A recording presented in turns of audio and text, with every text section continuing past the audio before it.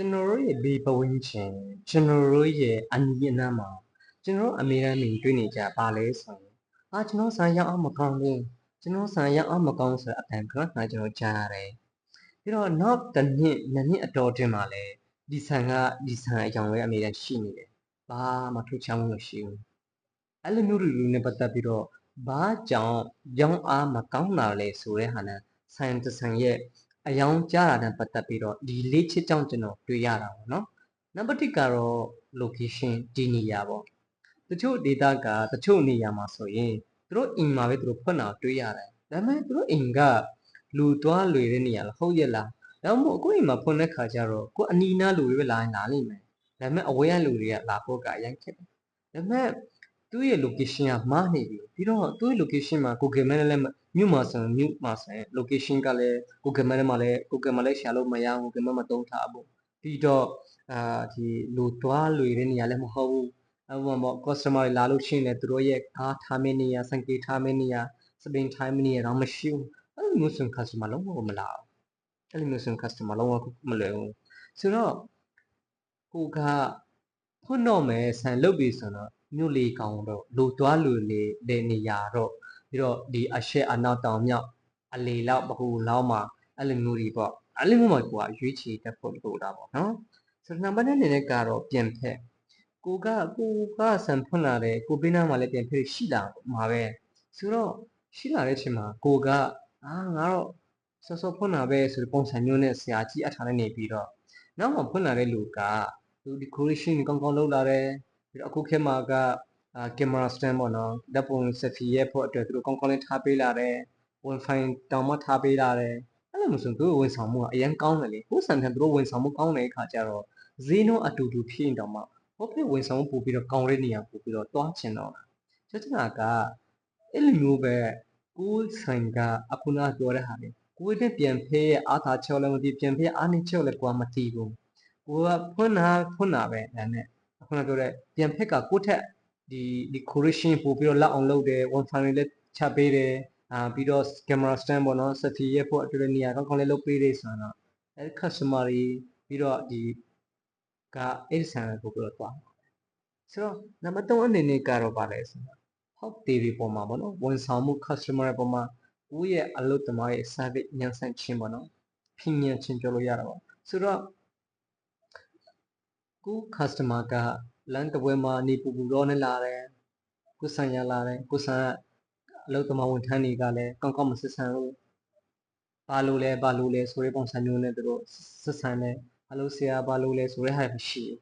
အဲ့လိုမျိုးကိုမလေးစားတယ်လို့မယူသေးတယ်လို့အဲ့လိုဖြစ်လာလို့ရှိရင် customer တွေကတစ်ခါလာလို့ရှိရင်နောက်တစ်ခါမလာတော့ဟုတ်တယ်နော်အဲ့လိုမျိုးတွေပေါ့နော်ဥပမာ customer ကိုဂရုစိုက်ရမယ်ဥပမာပေါ့ကိုကထမင်းဆန်ဖွင့်နေဆိုအေးဆန်ဖွင့်နေဆိုရင်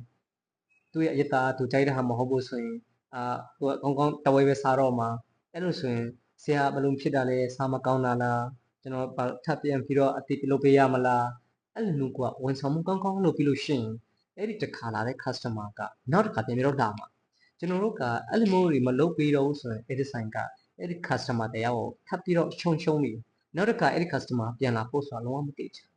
ဒါအကြောင်းအဲ့ဒီဆိုင်ကရောင်းအောင်ကြားနေတာဖြစ်တယ်ပေါ့နော်ဆိုတော့နောက်ပိုင်းအနေနဲ့ကြတော့ marketing အားနည်းခြင်းပေါ့ marketing ဆိုတဲ့နေရာမှာကျွန်တော်တို့ဘယ်လိုကြောင်ညာဝင်ရမလဲလူတွေများများသိအောင် Facebook တော့ TikTok တော့ Instagram တော့ YouTube တော့မှာဘယ်လိုများများလုပ်အောင်မလဲလူတွေများများသိအောင်ဘယ်လိုလုပ်မလဲ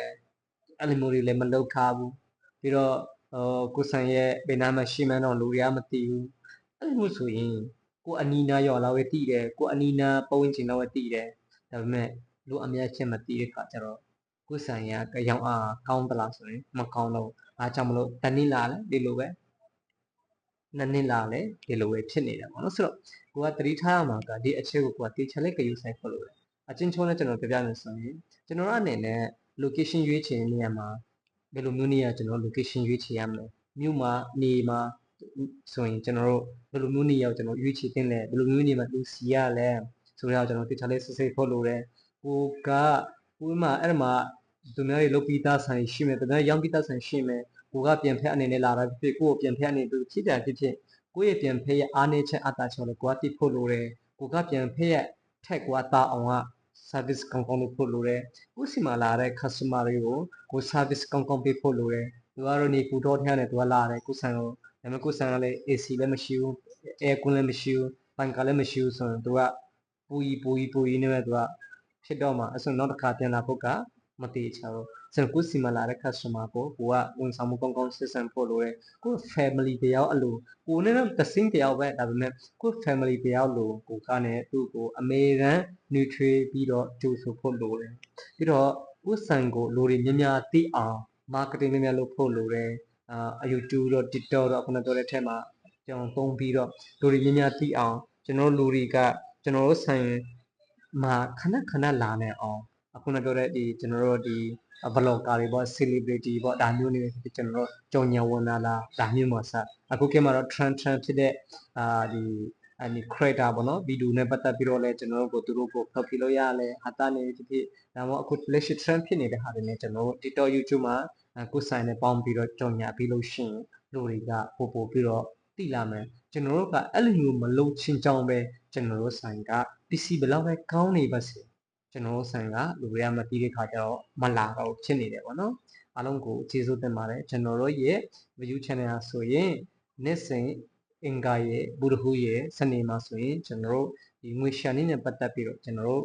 အမြဲတမ်းမျှဝေထားတာ channel ဖြစ်ပါတယ်မိတ်ဆွေတို့အနေနဲ့ကျွန်တော်တို့ YouTube channel လေးကိုလည်း like and subscribe လုပ်ပေးဖို့အားလုံးကိုလည်းတောင်းဆိုပါတယ်အားလုံးကိုကျေးဇူးတင်ပါတယ်